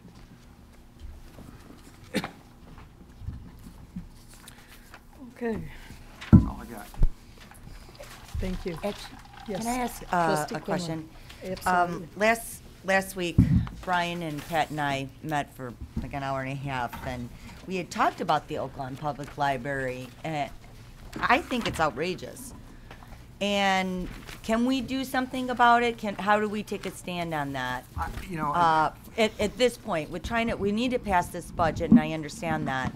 But I have a real hard time with just letting that go. And I don't know what the village board has for power, to say enough is enough. And as we talked about it, they have a lot in cash reserves too, right? Well, they have about between 2.5, 2 to 2.5 I million. told you was wrong. I thought there was That's still a lot of money. When the library did their expansion in 2003, I don't know if this board recalls, because it was obviously a much different board, but they took on a piece of debt, and I alluded to it earlier on the debt slide, but they now include that in their levy. That's about $350,000 a year. But this board has the right. We file the library levy as part of the village levy, and Right. and this board has to work with the library board, which is, everyone knows, is a separately, independently elected and operated board, to work together on their levy going forward. But it probably needs to start, in the August, September timeframe when they put together a budget. I think that this board should send a very strong message to the library board and say it's not okay. Madam Mayor? Trustee Oliniechek. Thank you. At the 2015 deficit summary, I think Pat and Brian, you did a very good job of showing exactly where we're at. And when you look at, we're balancing a budget with $600,000 of asset sales. We don't even have it sold yet. We don't know if it's going to make that. That's just a projected number, correct? No, that's correct. So that number comes in, we're gonna be below what that is. Well, that number is a combination of a couple things, Alex. It was asset sales and some one-time permit fees related to, some of the. But I understand, I personally, I don't think that that's a good practice, but Well, no, Alex, I want to disagree a little bit. We need to do the asset sales. I agree we need to do the asset sale, but balancing your budget off of the asset sale does not, to me, that would be a 1, 3, 5 years, we're getting rid of, and we do own a lot of properties, and I agree that we need to turn these properties because they don't collect any taxes, they need to be developed, I agree with that. The problem is, Alex, under fund accounting, and it's different in fund accounting than normal corporate accounting. You have to show an asset when it's being sold as a part of your fund. And all I'm saying is that we have a history of selling a lot of assets, so. And if 2 years ago you told me that we're gonna get rid of these assets and we're gonna get rid of this in this projected year and this projected year, and that's gonna go to pay down debt, I'm all for it. But when you're looking to use that number to plug a number to balance your budget, I don't get it. Well, and what we did with that particular asset sale that's in this budget is we increased the pension contribution. So- And that's good, but, Pat, you had said this a couple of times, and I think, Brian, you even alluded to it, that, this budget's good, but we could do better. And that's the thing that I really, in talking to you, Pat, and to Brian, that's the thing that really comes out of, if you really look at what you've said in your slides, on the, right now you're looking at a number of, your words, Brian, 3 million per year, that it would be good if we came up with that, or 3 million between 2000, up to January 2017. So that basically, if you take that 3 million number of what you would feel more comfortable with, it comes out to, in 2015, 1.5 million, in 2016, 1.5 million to get to the 3 million. Or in 2017, we're gonna be looking at that 3 million and possibly more. Is that a safe statement? That's a safe statement. Okay. The sooner that we cut, but again, cutting in this, again, with all due respect, in this village budget, cutting involves looking at good, services to residents and all the other things that this budget provides. And they're not easy decisions, and I'll just leave it at that, but. Okay, but you're they're not right. gonna get easier in 2016? They're not gonna get easier in No, 2015? No, the sooner that we cut. It's the gonna have to happen compounding- at some point, correct? You're on the same side. All right, so that's the only point I'm saying is, all I'm asking for is to sharpen the pencils, go back, take a look at it one more time, and see, can we, put a target number of 1.5, and then we can take a realistic look at it, what does that mean? Well, let me ask a question though, Alex, for this entire board. What's this board's view on summer help? Okay, what is this board's view on I'm not picking on one particular item, but I'm saying. Brian, I think that there are opportunities, I don't know if that's the right thing to talk about at this board level, but I think the right thing to talk about I is. think it's a great indication. I've talked to 5 of the 6 trustees, and I've talked to I've talked to 5 of the 6 trustees, and the mayor, Jane, everyone, and I hadn't found one person, I found one person that was neutral, but everybody else wanted that cut. I talked to Steve last year. Part of Steve and Alex's agreement was to cut summer help last year. We reduced it from 200 to 100,000 with the agreement that next year we would go all the way. The only reason we needed it last year was because of the winter help. That's $100,000 that we could put into a pension. It's $100,000 that we could take out of debt. And you're going directly to my point, that I do believe that taking a look at the different accounts that are there, I mean, our total general fund budget is $54,334,843. That's basically given a challenge to our staff, which you guys are very talented, of a 3% reduction for this year, 3% more reduction out of a total budget. And I don't think that that's unrealistic to come up with about 1.5 million in this year. And I do think that there are opportunities for us to be able to do that, and that's why I feel strongly that we should table this budget and look to have another meeting, give our staff the ability to go ahead and sharpen their pencils and see what they can do towards further reduction. We owe it to the residents of the village of Oak Lawn. Trustee Desmond? Yeah, just to address the question you had on the summer help program. I mean, last year we did agree to lower that, and I think one of the reasons we agreed to lower it was to get the businesses that do work for the village, to get them to hire summer help. We have landscaping companies that do seasonal work, and they were asked if they would hire summer help, if they, if they were approved, and they said they would, yet after getting the contract, they never hired anyone, and they would give several excuses, they don't have a driver's license, they need to be 21 or whatever it might be, but they never hired anyone. So I think this year we need to take a tougher look at all these businesses who are getting taxpayers' money and be a little more aggressive and make him hire our summer help, and we don't have to fund the 100,000. Let these businesses do it. Okay, any trustee Vorder? Yeah, you know what, as I've been listening to these conversations here, I've come to the conclusion that a lot of work has gone into the preparation of this budget. It's realistic, okay? One of the things that makes Oak Lawn a livable community is the services that people provide to the residents here. And of course, they don't come free. Carol brought up the point about cutting the library or sending a strong message. The library is one of the things that make Oak Lawn the community it is. I do agree that we should probably send the library a message that say, and you know what, as I've been up here and said at the trustee, I've watched their budget, and it's increased the 2 years I've been here by less than 3%, 2.8% this year, which is probably cost of living factors. I don't think it's getting fat, okay? But before I want to tell the library, okay, to make major cuts, I want to realize that what we're talking about here is the quality of life that makes Oak Lawn a very livable community. The village manager pointed out that 10 years ago we had 400 employees, and today we're down to 300. Well, that comes with the service price. We've been able to protect the police department and emergency services as much as we can, but how much can you cut out of this budget and still keep Oak Lawn the community that I want to live in? Okay, I realize that we don't want to raise taxes, and to the previous boards that sat up here, good job. They haven't raised taxes, but listen, when I sat on the police department, I was cutting pencils out of my drawer and trying to make the budget work. This is 10 years later, and we've cut people. I think we have a budget here that has tons of work put into it.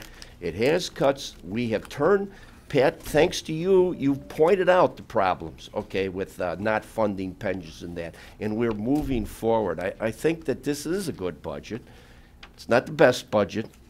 I just want to say that I'll probably vote for this. I might hold my nose, but I'm going to vote for this, and I want the next budget to even reflect a little bit more of cuts until we get to that cliff. The year's going to come, we're going to get to that cliff. And we're going to probably have to make... It's 3 years, Terry. Yeah, I know, but 3 years, a lot can happen in 3 years. So Pat.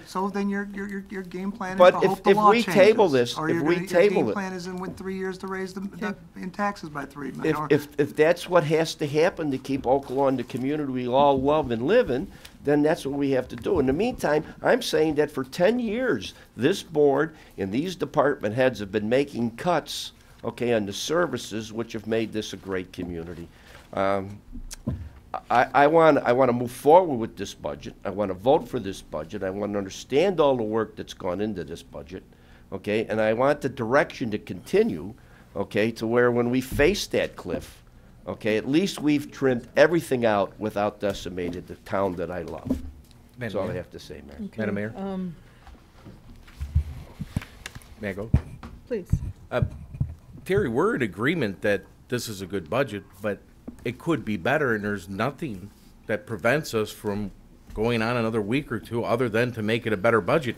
If in 2 weeks it turns out to be the same thing, all we've done is we challenged our staff, who've already said that there's fat in there that's not going to cut, services and not going to hurt our residents.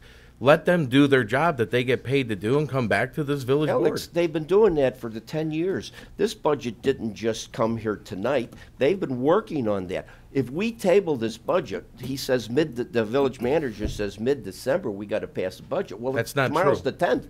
It's mid. Can I get a legal opinion? Yeah, Would let that me- be that mid-December? The date that you have, the most crucial date that you have is the levy. That needs to be filed with Cook County on the last Tuesday in December. That's Last Tuesday in or December. else you will not get money. That is the important date. Obviously, your budget probably dictates what your levy is going to be. So they kind of go hand in hand. But the last Tuesday in December is the levy date That's what the county needs in order to And that's levy your December taxes. 30th. We have time. That's the date you have to That's hit. just the I don't- levy. That is only the levy. I talked to Sandy about this, and I said, if the board could vote on the levy, because my view is that we wouldn't, regardless of what we do in the budget, I think the levy needs to stay at the level that it's at. And that's, again, my opinion, but that is what we presented, and that's what I've presented to both Larry and to Pat. But Pat's exactly right. You could amend the budget all the way up until March 31st, actually. Yeah, but we went through that amended all the way up to March 31st, and if there isn't and I've been seeing that where, I don't see. You asked when is the date, and I'm just telling you how late. But I do believe giving staff more time to come back, I mean, it's not a difficult thing for them to have more time and come back and give them another 2 weeks. I don't know what the rush is. Well, I'm going to call the vote. We've all, Well, I'd like to make a motion to table. okay, so we have a motion to table. Is there a second? Can, Okay. I'm sorry, so that So, fails. so motion fails for lack of a second, so, yes. Can I just remind, the first item was for the levy, so that was the motion was made to approve, a second for the levy. And the motion Want to do these in a reverse Well, order? you can vote on the levy first, and Okay. if you get to the budget and there needs to be changes, you have time to come back and do the levy, but Brian, you think the levy is, Brian and Pat, the levy probably wouldn't change whether there's changes to the budgets or not.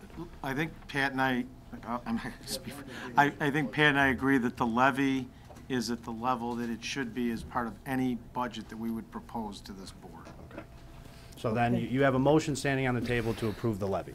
That was motioned and seconded. Right, and this is item 9 on the agenda, so I'm going to call the vote on item 9. Trustee Quinlan. Yes. Trustee Oliniechek. No? Trustee Desmond. Yes. Trustee Carberry. Yes. Trustee Vorder. Yes. Trustee Streit. Yes. Motion passes 5-1. Okay, now we're on item 10. This is ordinance 143779, an ordinance providing for the reduction or abatement for the corporate debt service fund for the 2014 tax levy. May I have a motion on item 10? Motion approved. Properly moved by trustee Quinlan. I second. Seconded by trustee Warder. Any discussion on this item? Let's take the vote, please. Trustee Quinlan. Yes. Trustee Oliniechek. No. Trustee Desmond. Yes. Trustee Carberry. Yes. Trustee Vorder. Yes. Trustee Streit. Yes. Motion passes 5-1. Item 11 tonight is ordinance 143780, an ordinance adopting the 2015 Village of Oak Lawn municipal budget. May I have a motion on item 11? Motion to approve. Properly moved by trustee Second. Warder, seconded by trustee Carberry. Any further discussion or any discussion? Let's take the vote, please. Trustee Quinlan. Yes. Trustee Oliniechek. No. Trustee Desmond. No. Trustee Carberry. Yes. Trustee Vorder. Yes. Trustee Streit. No. President Barry. Yes. Motion passes 4-3. Okay. Thank you, So, Mayor. Item 12, Resolution 143757, a resolution to waive the competitive bidding requirements and to approve a proposal from Taser International pertaining to the purchase of police department Taser equipment. May I have a motion, please, on item 12? Motion to approve. Properly moved by trustee Warder, seconded by trustee Carberry. Any discussion? Let's take the vote. Trustee Quinlan. Yes. Trustee Oliniechek. Yes. Trustee Desmond. Yes. Trustee Carberry. Yes. Trustee Vorder. Yes. Trustee Streit. Yes. Motion passes. 13 on tonight's agenda is Resolution 143758, a resolution approving an exclusive listing agreement with CBRE for village-owned property located at 4440 and 4450. Just 4440 tonight. We're going to strike 4457 off the agenda, Southwest Highway. Okay, so only on 4440 Southwest Highway. May I have a motion on item 13 as amended? Motion to approve. Properly moved by trustee Desmond, second seconded it. by trustee Warder. Any discussion here? Yes, Madam Mayor. Trustee Oliniechek, you have the Yeah, floor. I received an email from, and I believe everyone at the board received an email from the current owner or current person who's operating Jack Stowing out of there. And all he said in his email is that he wished that the village board would consider a offer from him prior to it going out to a broker and going out for sale. He's occupied that property for over 15 years and run a business out of there for over 15 years. I talked to Larry prior to the meeting, and he said that getting a broker, that the village would pay the broker fee on that. I just think that if it could be worked out without having to pay a fee with it, and if the person that's currently occupying it can come up with a deal to the village, I don't see the need to pay a broker for that. Okay, any discussion? Mayor, if I could. Yes, Larry. As the board knows, each of our budget sessions, this has been, in each budget workshop, I've had this on your agenda in full public view. And I have reached out to the current tenant of that property. I've been very open with them. I spoke to them this afternoon, and I told them I would reach out to the broker prior to the meeting. At 4:55 p.m., you all got the email that I received, with the exception of Trustee Quinlan. I was going to say. I didn't get it. If I did, I never read it. Okay, well, you were on, but Trustee Quinlan, Trustee Quinlan, I think, was inadvertently. I think it was just an error. I don't think it was intentional. So I sent a note back to the tenant. My email every minute. And I told him, I believe you left out Trustee Quinlan inadvertently. I've included her. So I sent him an email. I was able to get a hold of CBRE Ellis between 5:55 p.m. and 6:30 tonight. And this is basically what that company said to me. We represent banks, we represent municipalities, we represent many, many entities. You have a fiduciary responsibility, as Brian and Pat talked. This is an asset on the book. And if you make a decision to sell an asset, you need to sell it at what its value is. So, in due respect to the current operator who's known that this property would go forward, there's really two questions for you. You can operate a towing business from many, many sites. All I've heard is positive feedback on what he does. There was an accident last night. I think one of the finest things that I've seen, Jack, is when police and fire call for the towing service is the cleanup at the site. This accident occurred last night in front of the ambulatory pavilion on 95, right at rush hour. It was right near the new parking garage to the west, and the police and fire were adequately managing the site, and Jack's Towing was right there on the scene cleaning up. My observation is that can be an issue in a community if you don't have a good towing company. That's a very important service. Being there timely, he does that. So there's no complaints about his service. And I said to him, I said, you can bid on the service. I've also recommended to the board, this is a highly competitive industry. You need to bid it out like we did on our garbage service, in my opinion, to make sure you get a market-driven price and service. That's Larry, no one disagrees with that. We're talking about the property. Can we stick with the property? Okay, we'll stick to the property. Stick to the property. Never has he discussed in the last 60-plus days any interest, and I can go back a year, in acquiring the property. Now, all of a sudden, he has an interest. Okay, that's fine. If that's something the board wants to do, number one, is the future of that corridor, when you have an empty property on the other side of the street at the intersection of Kilbourne, owned by the Park District, that is being appraised, by the way. It's being appraised. Park District attorney talked to me today. He was very cordial. He said, Larry, I'll be more than happy to provide you a copy of that appraisal. I said, thanks, Tom. That will come in play in the property on our side of the street. This is the entrance to Oak Lawn for westbound traffic on Southwest Highway. What's your vision? Again, talking about long-term planning, what would you like to see that? We're pumping $27 million into the Water Right Stadium, Right pumping station. We're going to improve that property. Do you think there's a higher and better use? I think because his purchase price will be based on use. If you say we don't care, that's not a concern, Mr. Manager. We want to see him the opportunity to continue his towing business, then I think his price will be higher.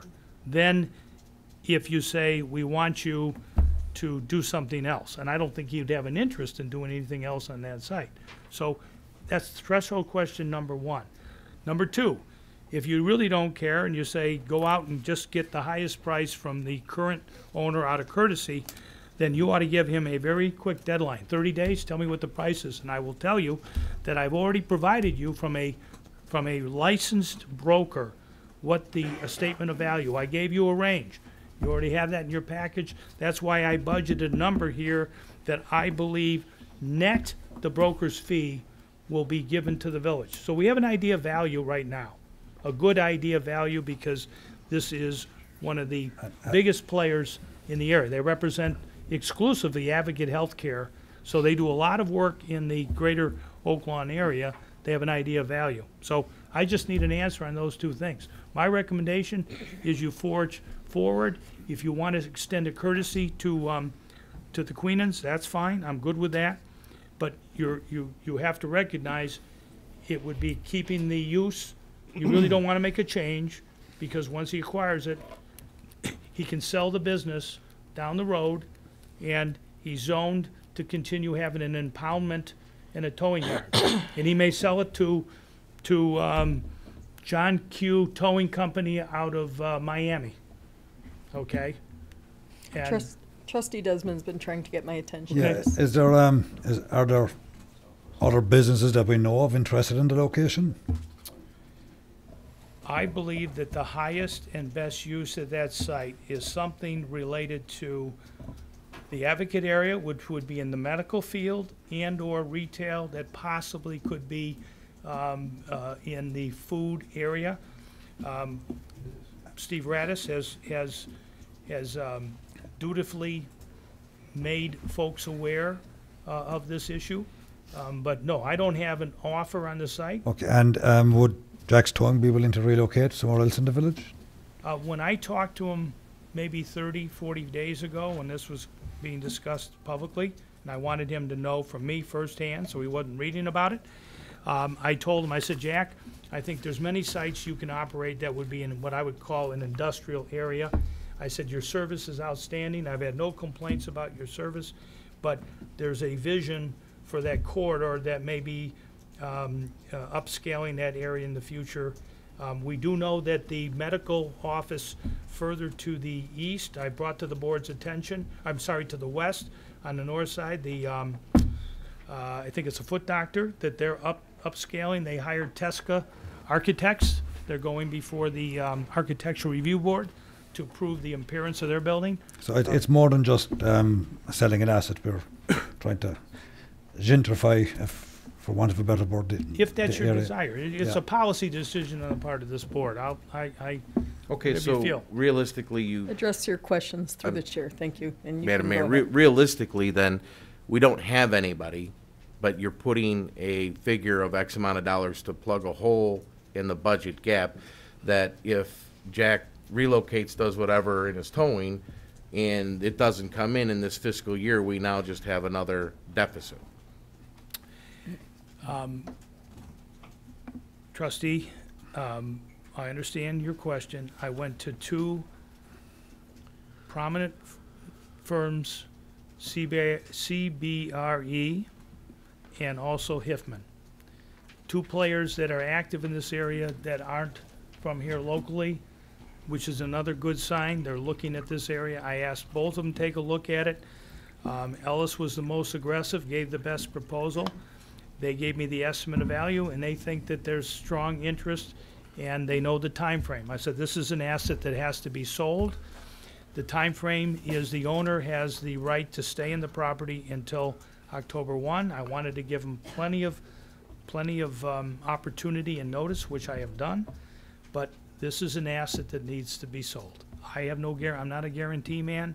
I'm just telling you that I do think there's a good chance we can sell it within the plug number we put in the budget. So are we looking at a number, or are we looking at another type of development for it? Which one are we looking at? Because I don't know what you're Well, I telling think me. you can achieve both goals. You can achieve long-term redevelopment of the site. I mean, actually, we've been marketing the other end of Southwest Highway for medical. We've been very clear on that, south of 95th Street. And then we looked at this intriguing area near Kilbourne, and with the investment of the water plant and the sale of the Oak Lawn Park District property, they're appraising it because they want to sell it. I think that corner's a game changer, and you and I have talked about the business on the southwest side. Nice gentleman who has the heating and air conditioning business there. I think it's a good corner. Okay. Thank you very much. So we're going to call the vote, please. Any further discussion? Let's call the vote. Trustee Quinlan. Yes. Trustee Oliniechek. No. Trustee Desmond. Yes. Trustee Carberry. Yes. Trustee Vorder. Yes. Trustee Strike. No. Motion passes 4-2. Thank Okay. you, Mayor Board. So 14 is Resolution 143759, a resolution approving an agreement with Genesis Therapy Center pertaining to senior services. May I have a motion on item 14? Motion to approve. Properly moved by Second. trustee Vorder, seconded, I believe that was trustee Oliniechek? Oh, thank you. Any discussion?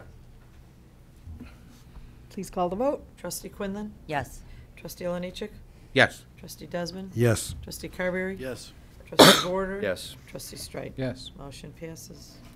We're on 15 now. This is Resolution 143760, a resolution authorizing the execution of an agreed order and settlement agreement with Cook County pertaining to property tax attributable to the former Kmart at 111th and Cicero. May I have a motion on 15? Motion to approve. Properly moved by trustee Carberry. Second. Seconded by trustee Desmond. Any discussion? Let's take the vote on that, please. Trustee Quinlan. Yes. Trustee Oliniechek. Yes. Trustee Desmond. Yes. Trustee Carberry. Yes. Trustee Vorder. Yes. Trustee Strike. Yes. 16, thank you. 16 Thank you. is a request to approve the recommendation and award the contract for the 2015 supply of light bulbs and supplies in the Department of Public Works, Street Division, Mayor, if to I could, I Helsel would, Jefferson in the amount of $82,814.48. I'm sorry, Mayor, apologize, and Board. I would request that we table this, and I'll be very explicit.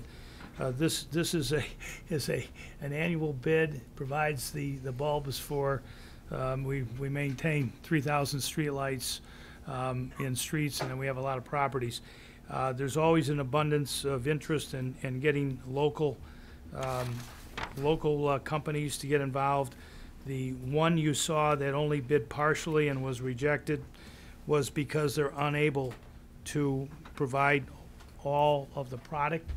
And I'm going to at least make one more try. I spoke to Steve Barrett and Jerry Ciccarello tonight to give that business an opportunity to talk to them and see if there's any way that we can get them involved, and then I'll come back to you. I'll have to talk to legal counsel, but that's the reason I'm asking for a table. Motion to table at the village manager's request. Thank you. Properly moved by trustee Oliniechek, Second. seconded by trustee Vorder, and I just have a quick Yes. question. Can't you just split the bid? that's what he's gonna look into. Okay. Yeah, we discussed it earlier. CNL Lighting is a local business, and we'd love to see more of municipal money I'm gonna spent do on what local. I can. Yeah, that'd be great. That's That'd be very great. admirable. Yeah, so it's worth the table to explore, is. and I know the local business would certainly appreciate it. So thank you very much for that, Larry. So we have any further discussion on item 16? Let's call the vote, please. Trustee Quinlan. Yes. Trustee Oliniechek. Yes. Trustee Desmond. Yes. Trustee Carberry. Yes. Trustee Vorder. Yes. Trustee Strike. Yes. Motion passes. Thank you, Board. Excellent, thank you, Larry. 17 is the village clerk's report. I'll let you take it from here, Jane. Approval of semi-monthly disbursements, number 2014-23D, dated December 9th, 2014, in the amount of $9,151,005.02. Thank you. I'd like a motion on item 17A, please. Motion approved. Properly moved by trustee Carberry, Second. seconded by trustee Desmond. Any discussion? Please take the vote. Trustee Quinlan. Yes. Trustee Oliniechek. Yes. Trustee Desmond. Yes. Trustee Carberry. Yes. Trustee Vorder. Yes. Trustee Strike. Yes. Motion passes. And Merry Christmas and Happy New Year to all. Thank you. Any other items? That's it. Okay. So item 18 is my report, village president's report. 18A is commissions appointments. This one, it was put on as a placeholder on the Tuesday, and I regret and apologize to the board. I did not remove it in time on Friday, so I'd like to just hold off on any commissions appointments today. I have none to present. And item 18B is general village matters. The mayor in Oak Lawn is also the liquor commissioner, and I was recently at the Illinois Municipal League conference downtown and ran into a gentleman from the Illinois Liquor Control Commission, and I was thrilled to find out they would offer classes for our liquor license holders. So in the spirit of the holidays, in spirit of safe and you know, everyone wants to have a good time, but we want to do it safely and responsibly. We had a course offered for the first time. It's called a Bassett course, and it's for anyone who serves liquor, whether it be a store, a restaurant, or a bar. And so the servers and the liquor license holders were all invited to come. I am thrilled that 104 people registered for these 2 4-hour classes. Carmi, I want to thank you for your help organizing it. And it was very positive, and I want to read the names of these businesses who rose to the occasion to bring responsible holidays to Oak Lawn: Cardinal Liquor Barn, Texas Corral, Big Papa's, Red Lobster, Fox's Pub, Francesca's, Grassano's, Tavern on the West, Petey's Place, PJ's Poorhouse, Dema's Bar and Grill, Murphy's Law, Krause's, St. James Place, Tailgaters, VFW, Arena Lanes. IDOT was there, interestingly, and the Oak Lawn Flower Shop and Wine Bar. So there are many other businesses that have Bassett training, but all of these folks kind of stepped up to the plate. I want to thank the Oak Lawn Chamber of Commerce and our Special Events Committee for the Santa on the Green event and the Shop Oak Lawn event. I'm wearing my Shop Oak Lawn pin, or Shop Small pin, and I'd love if every resident consider, when you go holiday shopping, consider if you could buy that item in Oak Lawn. That brings sales tax back to us, helps make the budget a little bit easier if we have sales tax revenue. More sales tax in Oak Lawn means less property taxes on your home. So I want to thank also Big Papa's. They're preparing for their annual holiday meal for the poor, or meal for anyone who wants it, in fact. Last year they served over 2,000 completely free meals. They're looking for volunteers and donations. Big Papa's on 108th and Cicero. And I guess that being said, it's the end of the year. It's the last meeting of the year. I want to thank all the village staff. We have dozens of volunteers, and this board in particular. Everyone has worked hard to move Oak Lawn forward. The decisions we face are very tough, and it does get contentious. I view that because we're all very passionate about Oak Lawn and what we do here, and I think that's a good thing. That being said, I think in the new year, opportunities will present themselves for us to be more business-like, more professional. I'm going to ask everyone to do what I'm going to try to do, and that's begin the new year in a more business-like fashion, and I know we can move Oak Lawn forward. It's a new beginning. I'm excited about it. I want to wish all residents and all business owners a very happy and prosperous new year and holiday season. And with that, I'd like a motion to adjourn. So moved. Properly moved by Trustee Olenichik, seconded by Trustee Warder. Any discussion? Okay, let's call the roll. All in favor? Aye. Opposed? Motion passes. Thank you.